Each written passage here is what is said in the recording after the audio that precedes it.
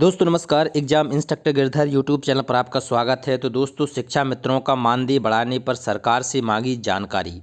तो अब निश्चित ही शिक्षा मित्रों का मानदेय बढ़ेगा, क्योंकि हाई कोर्ट ने जानकारी मांगी है कि क्यों अभी तक नहीं बढ़ाया है। अब पूरी विस्तार से देखते हैं कि हाई कोर्ट ने क्या कहा है सरकार से। प्रदेश के प्राथमिक विद्यालयों में कार्यरत लगभग 1.5 लाख शिक्षा मित्रों का मानदेय बढ़ाने के मामले में इलाहाबाद हाई कोर्ट ने सरकार से जानकारी मांगी है। कोर्ट ने मानदेय बढ़ाने पर लिए गए निर्णय के बारे में 27 जनवरी तक जानकारी मांगी है। यह आदेश न्यायमूर्ति सलिल कुमार राय ने वाराणसी की विवेकानंद की अवमानना याचिका पर दिया है। इसके पहले याची ने मानदेय बढ़ाने की मांग को लेकर याचिका दाखिल की थी। इस पर कोर्ट ने सम्मानजनक मानदेय निर्धारित करने के लिए सरकार को समिति गठित करने का आदेश दिया था। प्रदेश सरकार द्वारा समिति का गठन व मानदेय बढ़ाए जाने पर सरकार के कोई फैसला नहीं लेने पर अवमानना याचिका दाखिल की गई। अधिवक्ता सत्येंद्र चंद्र त्रिपाठी ने कहा है कि 2023 में शिक्षा मित्रों ने समान कार्य के लिए समान वेतन की मांग कर याचिका दाखिल की थी। कोर्ट ने शिक्षा मित्रों के मानदेय को न्यूनतम मानते हुए राज्य को समिति का गठन कर एक सम्मानजनक मानदेय निर्धारित करने का निर्देश दिया था। अवमानना याचिका पर राज्य के वकील ने न्यायालय को बताया था कि आदेश के अनुपालन में शिक्षा निदेशक की अध्यक्षता में एक उच्च स्तरीय समिति बनाई गई थी। समिति ने रिपोर्ट सरकार को सौंप दी है।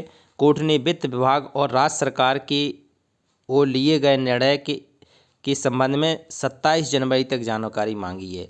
तो अब ये जानकारी देनी पड़ेगी और निश्चित ही शिक्षा मित्रों को इसका लाभ मिलेगा और निश्चित ही उनकी वृद्धि होगी। देखो एक और है जी, देखो शिक्षा मित्रों से संबंधित कल वृद्धि मामले में हाई कोर्ट, शिक्षा मित्रों के मानदेय वृद्धि मामले में हाई कोर्ट ने मांगी जानकारी। 27 जनवरी तक मांगी है, 27 जनवरी तक देनी होगी और हो सकता है कि इसके पहले भी कुछ खुशखबरी आ सकती है शिक्षा मित्रों से संबंधित। शिक्षा मित्रों का मानदेय बढ़ाने पर क्या कर रही सरकार, हाई कोर्ट ने, देखो अमर उजाला में। तो ये पूरी तरह से इनको समझाया है कि जो आपने वादा किया था उसका क्या हुआ। तो 27 जनवरी तक जानकारी तलब की गई है। देखो एक और महत्वपूर्ण खबर, लखनऊ में अग्निवीरों की भर्ती रैली 10 से है। जो अग्निवीर बनना चाहते हैं साथी वो ज़रूर जाएं वहां पर। सेना में अग्निवीरों की भर्ती के लिए छावनी के AMC स्टेडियम में 10 से 19 जनवरी तक रैली होगी। इसमें 13 जिलों के करीब 10,000 वे अभ्यर्थी शामिल होंगे जो अप्रैल में हुए ऑनलाइन कॉमन एंट्रेंस एग्ज़ाम को पास कर चुके हैं। रैली अग्निवीर, GD तकनीकी कार्यालय सहायक ट्रेड्समैन के पदों पर भर्ती के लिए हो रही है। अग्निवीर भर्ती की यह प्रदेश में 5वीं रैली है। सेना के संपर्क अधिकारी की ओर से जारी सूचना के मुताबिक अभ्यर्थियों के प्रवेश पत्र उनके पंजीकृत ईमेल पर भेज दिए गए हैं। भर्ती रैली में औरैया, चित्रकूट, कन्नौज, बांदा, महोबा, हमीरपुर, बाराबंकी, गोंडा, कानपुर देहात, उन्नाव, कानपुर नगर, फतेहपुर और लखनऊ जिले के अभ्यर्थी शामिल हो सकेंगे। इन अभ्यर्थियों को अपने साथ प्रवेश पत्र के अलावा सभी दस्तावेजों की मूल और एक सेट फोटोकॉपी लाना ज़रूरी होगा। अभ्यर्थियों को AMC सेंटर एवं कॉलेज स्टेडियम में मध्य रात्रि 2 बजे रिपोर्ट करना होगा। सेना ने अभ्यर्थियों को सलाह दी है कि वे दलालों के चक्कर में ना पड़ें, ना ही किसी अनुचित साधन का सहारा लें। भर्ती पूरी तरह निष्पक्ष और पारदर्शी होगी। लखनऊ में भर्ती रैली का कार्यक्रम पेज पे देखो।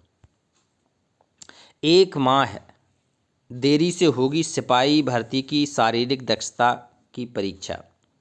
अब शारीरिक दक्षता की परीक्षा भी होनी है। सिपाही भर्ती परीक्षा की शारीरिक दक्षता परीक्षा दौड़ कहती हैं लगभग 1 माह विलंब से होगी। उत्तर प्रदेश पुलिस भर्ती एवं प्रोन्नत बोर्ड ने शारीरिक दक्षता परीक्षा जनवरी के तीसरे सप्ताह में कराने की तैयारी की थी। अब इसे जनवरी के अंतिम सप्ताह या फरवरी में कराया जाएगा। जल्द ही इस बाबत अभ्यर्थियों को जानकारी दी जाएगी। दरअसल भर्ती बोर्ड बीती 26 दिसंबर से शारीरिक मानक परीक्षा एवं दस्तावेजों की जांच करा रहा है। इसमें लगभग 1.74 लाख अभ्यर्थी हिस्सा ले रहे हैं। बोर्ड द्वारा सभी 75 जिलों की रिजर्व पुलिस लाइंस में रोजाना करीब 5,000 अभ्यर्थियों की परीक्षा और दस्तावेजों की जांच की जा रही है। प्रयागराज में 28 से 30 जनवरी तक होने वाली परीक्षा को अपरिहार्य कारणों से 5 से 7 फरवरी तक आयोजित किया जाएगा। शारीरिक मानक परीक्षा और दस्तावेज की जांच के बाद चयनित अभ्यर्थियों को बोर्ड द्वारा शारीरिक दक्षता परीक्षा के लिए बुलाया जाएगा। इसके बाद चयनित अभ्यर्थियों का अंतिम परिणाम जारी होगा। तो ये है अब इनका भर्ती ट्रैक का ब्यौरा। देखो, ट्रैक का ब्यौरा भी मांगा गया है शारीरिक दाक्षिक आयोजन करने के लिए। बोर्ड परीक्षा ने एडीसी पीएससी के से सभी वाहिनियों में 400 मीटर की उपलब्धता ब्यौरा मांगा है। देखो, अब तक 3 अभ्यर्थी पकड़े गए हैं। दस्तावेज की जांच भी हो रही ना, तो फर्जी जांच में भी पकड़े जा रहे हैं कुछ लोग। बेसिक शिक्षा मंत्री ने परिषदीय विद्यालयों में सामान्य तबादला प्रक्रिया शुरू कराने की मांग की है। जो मंत्री जी से कहा है कि भाई हमारे सामान्य तबादले भी होने चाहिए। प्राथमिक शिक्षक प्रशिक्षक स्नातक एसोसिएशन के नेतृत्व में प्रतिनिधिमंडल ने मंगलवार को बेसिक शिक्षा राज्य मंत्री स्वतंत्र प्रभार संदीप सिंह से उनके निवास पर मुलाकात की। प्रतिनिधिमंडल ने साल 12, 13, 16 और 20 की भांति सामान्य तबादला प्रक्रिया शुरू करने की मांग की है। एसोसिएशन के प्रांतीय अध्यक्ष विनय कुमार सिंह ने इनके साथ ही जिले के अंदर भी तबादले की स्थानांतरण नीति जारी करने की मांग की है। उन्होंने मंत्री को बताया कि परस्पर तबादले में काफ़ी शिक्षक जोड़ा न बना पाने के कारण तबादले से वंचित रह जाते हैं। ऐसे कई शिक्षक तो 10 साल से भी ज़्यादा से इंतज़ार कर रहे हैं। ऐसे विभाग को इनके बारे में भी सोचना चाहिए। उन्होंने बताया कि मंत्री ने इस पर सकारात्मक कार्रवाई की आश्वासन दिया है। विनय सिंह ने मंत्री से कहा है कि परिषदीय विद्यालयों में जिले के अंदर और एक से दूसरे जिले में तबादले के लिए जारी शासनादेश के क्रम में प्रक्रिया भी जल्द शुरू की जाए। उन्होंने ये भी कहा है कि भाई ये निकला है तो अब जल्दी इसकी प्रक्रिया भी शुरू की जाए। परीक्षा नज़दीक आते ही पहाड़ जैसी लगने लगी विज्ञान और गणित की पढ़ाई, क्योंकि तैयारी तो होती है लेकिन ये फॉर्मूला ऐसे होते हैं कि इसमें लगने लगता है कि वास्तव में क्या है, हमारी तो कोई तैयारी ही नहीं है। तो परीक्षा फोबिया से बचाएगा मनोविज्ञान शाला। तो छात्रों को सलाह दी जाती है कि वो कॉन्फिडेंस में रहें और थोड़ा साइकोलॉजी अपने आप को तेज़ रखें, अपने आप को स्ट्रॉन्ग रखें। तो ये सलाह दी जाती है। आश्रम पद्धति के स्कूलों में 1831 पदों पर जल्द भर्ती होगी। तो जो आश्रम पद्धति में जाना चाहते हैं वो जरूर फॉर्म डालें। प्रदेश के आश्रम पद्धति के स्कूल में खाली पड़े 1/3 पदों को जल्द भरा जाएगा। सरकार ने रिक्त पदों को भरने के लिए अतिशीघ्र अधियाचन तैयार करने के निर्देश दिए हैं। वर्तमान में प्रदेश भर में आश्रम पद्धति के स्कूलों में स्वीकृत 4,753 पदों में से 1,831 पद रिक्त पड़े हैं। इनमें से प्रवक्ता, सहायक अध्यापक के करीब 1,000 पद भी खाली पड़े हैं, जबकि प्रधानाचार्य और उप प्रधानाचार्य के सैकड़ों पद भी खाली हैं। इसके अलावा शिक्षणेतर कर्मियों के पद भी बड़ी संख्या में रिक्त हैं। प्रदेश भर में आश्रम पद्धति के 109 स्कूलों में प्रवक्ता के 431 और सहायक अध्यापक के 409 पद रिक्त हैं, जबकि प्रधानाचार्य के 3 और उप प्रधानाचार्य के 4 पद खाली हैं। वहीं लाइब्रेरियन के 97, वरिष्ठ सहायक के 58, कनिष्ठ सहायक के 149, छात्रावास सहायक के 61, फार्मासिस्ट और नर्स के 37 पदों के अलावा पत्रवाहक या माली के सभी 194 पद खाली हैं। वायरस, अब देखो एक और सबसे बड़ी खबर चल रही है इस समय वायरस की। वायरस पर सभी राज्यों को सतर्कता बढ़ाने के निर्देश दिए हैं। जो कि चीन में वायरस फैला है भयंकर तरीके से, तो अब भारत में भी प्रवेश कर गया है। 5-6 कल मिल गए थे। केंद्रीय स्वास्थ्य सचिव ने सभी राज्यों संग बैठक की लोगों में जागरूकता पैदा करने की सलाह दी गई है। ये है HMPV वायरस है। अब इसके बारे में थोड़ा जान लेते हैं क्या है। देश में HMPV संक्रमण की दस्तक के मद्देनज़र केंद्रीय स्वास्थ्य सचिव पुण्य सलीला श्रीवास्तव ने सभी राज्यों के अफसरों के साथ वर्चुअल बैठक कर हालात की समीक्षा की। इस दौरान श्वसन संबंधी बीमारियों की मौजूदा स्थिति पर चर्चा की गई। राज्यों को ऐसे मामले की निगरानी करने और लोगों में जागरूकता पैदा करने की सलाह दी गई।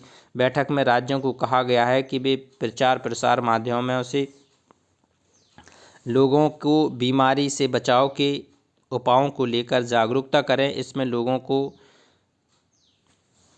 साबुन और पानी से बार बार हाथ धोने, गंदे हाथों से आँख, नाक, मुंह को छूने से बचने, रोग के लक्षण वाले लोगों के साथ निकट संपर्क से बचने और खांसते और छींकते समय मुंह और नाक को ढकने जैसे उपाय अपनाने की सलाह दी गई है। मंत्रालय ने कहा है कि चीन में इसका पूरा नाम है ह्यूमन मेटा न्यूमोवायरस, ह्यूमन मेटा न्यूमोवायरस, इसका शॉर्टकट नाम है HMPV के मामले में वृद्धि की रिपोर्ट के बाद देश में ऐसे मामलों की स्थिति, सार्वजनिक स्वास्थ्य उपायों की समीक्षा के लिए बैठक बुलाई गई है। IDSP के आंकड़ों के मुताबिक देश में कहीं भी श्वसन के संक्रमणों में असामान्य वृद्धि नहीं देखी गई है। स्वास्थ्य सचिव ने जोर दिया है कि 2001 से वैश्विक स्तर पर मौजूद HMPV को लेकर लोगों को चिंता करने की कोई ज़रूरत नहीं है। उन्होंने राज्यों को श्वसन के संक्रमण के मामले की निगरानी को मजबूत करने और समीक्षा करने की सलाह दी है। तो ये भाई बचाव ही इसका एक उपाय है। अग्निवीर भर्ती रैली 10 से लेके 22 जनवरी तक होगा इसका कार्यक्रम। तो अगर आप अग्निवीर के उसमें हैं तो आप जाएं, टाइम से पहुंचें लखनऊ। देखो, दुनिया में हर साल 9 भाषाएं लुप्त हो रही हैं। भारत की इन भाषाओं पर जोखिम अधिक है। कर्नाटक की कोरगा को बोलने वाले 16,000 लोग बचे हैं। हिमाचल की सिरमौरी बोलने वाले केवल 31,000 लोग हैं। छत्तीसगढ़ की पारजी भाषा 50,000 लोग बोल रहे हैं। दक्षिण भारत का टोडा भी खतरे में है। तो अब भारत सलाह दी जा रही है कि दुनिया की 7,000 भाषाओं में से हर साल कुछ भाषाएं विलुप्त होती जा रही हैं। एक दशक पहले हर 3 माह पर एक भाषा लुप्त हो रही थी, वहीं 19 में 40 दिन के दौरान एक भाषा विलुप्त होने लगी है। दूसरे शब्दों में कहें तो एक साल में 9 भाषाएं विलुप्त हो रही हैं। भाषाएं विलुप्त होने का प्रमुख कारण है कि माता पिता अपने बच्चों से मातृभाषा में बात करना बंद कर रहे हैं। वहीं कई समुदाय अपने आलेखों को पढ़ने में सक्षम नहीं हैं। नुकसान की दर लगातार तेज हो रही है। संयुक्त राष्ट्र की संस्कृति एजेंसी यूनेस्को ने अनुमान लगाया कि दुनिया की आधी भाषाएं सदी के अंत तक खत्म हो जाएंगी। कुछ भाषाएं उनके अंतिम वक्ताओं के साथ गायब ही हो रही हैं। हजारों भाषाएं विलुप्त की कगार पर हैं। उन्हें बोलने वाले कम हो गए हैं। ऐसी भाषाएं ना तो स्कूलों में बोली जा रही हैं, ना ही काम करने की जगह। अधिकांश समुदायों में भाषाओं को बचाने की मुहिम जारी है। उन्हें लगता है कि दुनिया में जिस भाषाओं का वर्चस्व है, कहीं उससे उनकी परंपरा ना खो जाए। उनका मानना है कि अंग्रेजी और हिंदी जैसी भाषाओं के कारण बोली खत्म हो जाती है। नाइजीरिया की टोची प्रीसियस भी अपनी परंपरा भाषा इगोबो को लेकर चिंतित। उन्होंने कहना है कि भाषा के समुदाय की परंपरा और संस्कृति जुड़ी होती है, इसलिए उनका बचाव जरूरी है। उनकी भाषा को बचाने के लिए उन्होंने ऑनलाइन टूल बिगटंग का सहारा लिया है। रिकॉर्डिंग के जरिए बिहार के पूर्व में अंगिका भाषा बोलने वाले अमृत सूफी ने अपनी बोली को बचाने के लिए वीडियो रिकॉर्ड किया, साथ ही ट्रांसक्रिप्शन और अनुवाद भी उपलब्ध कराए हैं। तो ये बहुत बड़ी बात है। देखो, रसोइयों ने भी अपना धरना मांग बढ़ाई नहीं है। धरना देकर वेतन वृद्धि समेत अन्य मांग उठाई है। तो रसोइयों का क्योंकि अब 2,000 मिलता है, इनको कोई मांग है कि 2,000 में कोई खर्च नहीं चलता है। इन्होंने वर्तमान में अपना मानदेय बढ़ाने की मांग कही गई है। बैटर्स के लिए पिछले 3 दशकों में सबसे मुश्किल सीरीज रही है, यह भी निपटी है ऑस्ट्रेलिया के विरुद्ध में। बॉर्डर गावस्कर ट्रॉफी, इसमें बहुत ज़्यादा देखने को मिला है उथल पुथल। यहाँ तक कि कप्तान रोहित शर्मा को भी बैठा दिया गया है। कोहली भी नहीं चले, राहुल भी नहीं चले, गिल भी नहीं चले, सब नहीं चले, लेकिन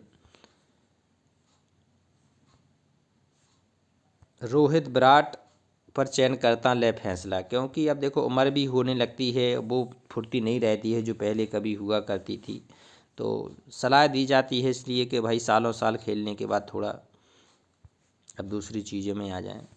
और साथ ही साथ कुछ जगहों में ज़रूर वैकेंसी निकली है, आरआरबी ने जारी किया है विज्ञापन। देखो, staff and welfare inspector, librarian और अन्य पद 1036 निकले हैं। एम्स गुवाहाटी में ही पद निकले हैं ग्रुप ए के। कैनरा बैंक में निकली है। ESIC में रोजगार के मौके 110 निकले हैं। तो ये सारी चीज़ें निकली हैं जी, आप लोग देखते रहें रोजगार को। और जो साथी नए हैं वो जरूर चैनल को सब्सक्राइब करें। नमस्कार।